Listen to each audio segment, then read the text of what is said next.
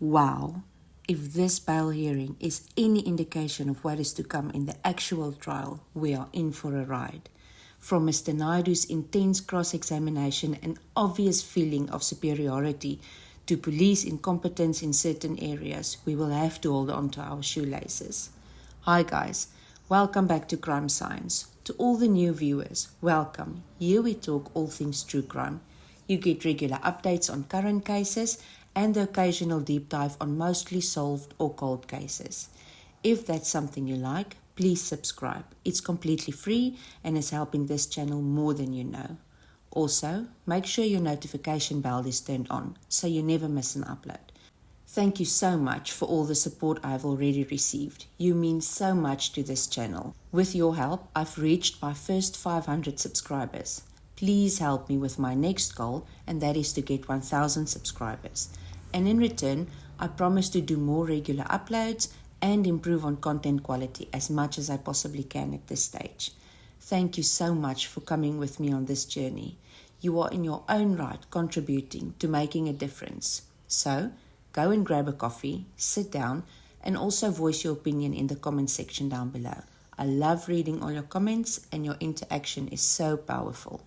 But I will ask you to always keep an open mind.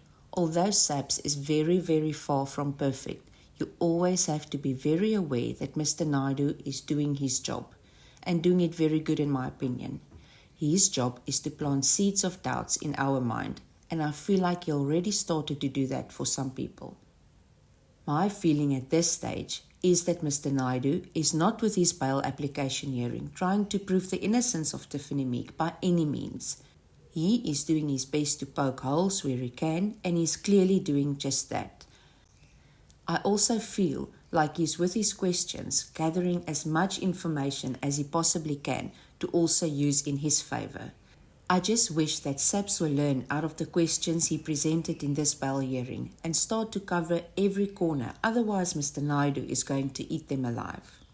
That brings me back to the word bail hearing. Remember, this is not an actual trial, although it started to feel like it. It was just a bail hearing, and not all investigations and testing from SAP's side will be completed. Well, the testings they thought of anyway.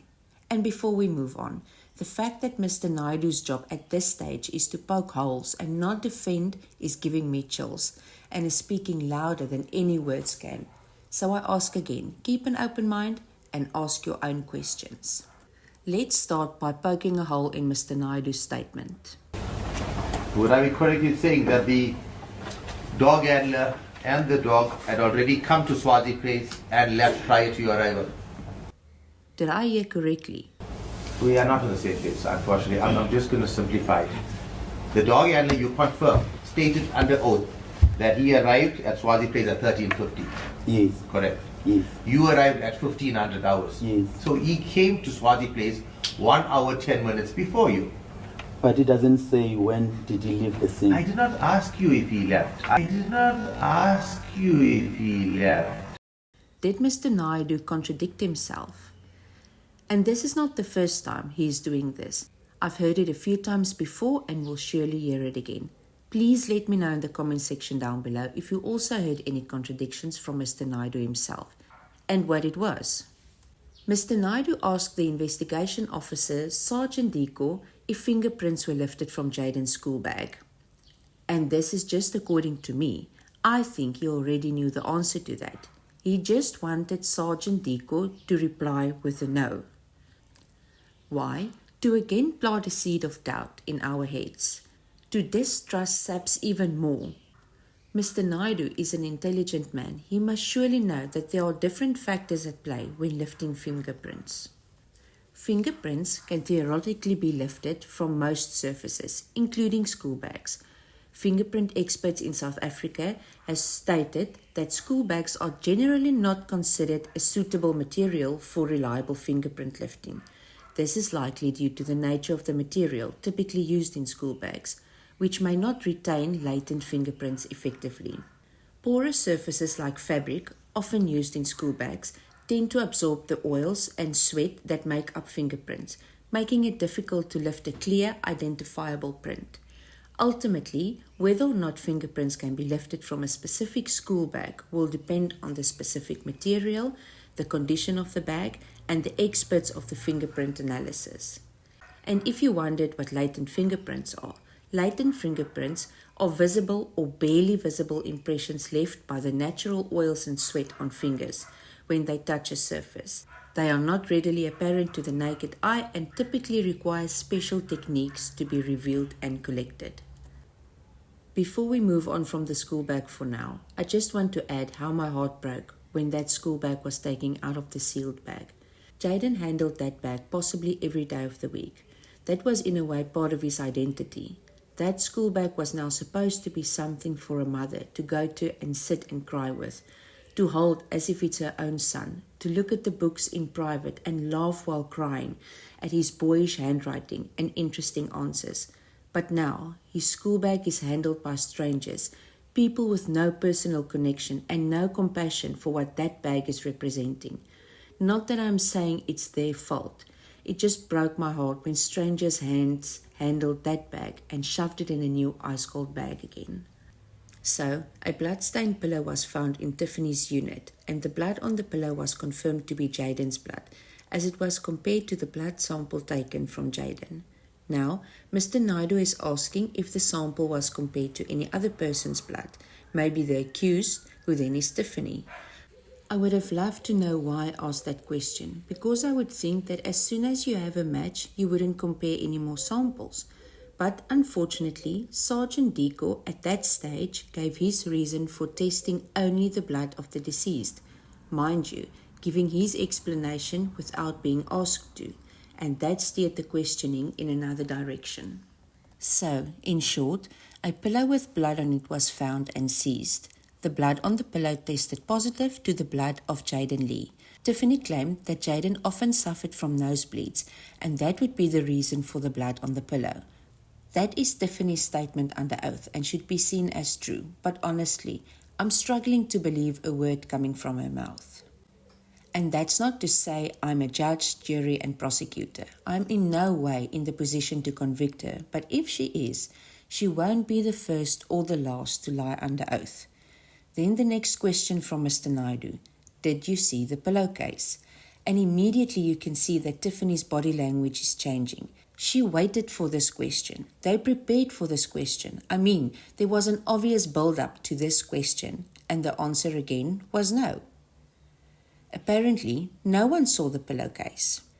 Tiffany ever so slightly nodded her head. According to me, that's in approval. When Mr. Naidu wrapped up the questioning regarding the pillowcase, where is the pillowcase? Was there a pillowcase on the pillow in the first place? According to Tiffany, there was cases on all her pillows. We are now forced to believe her because she's under oath.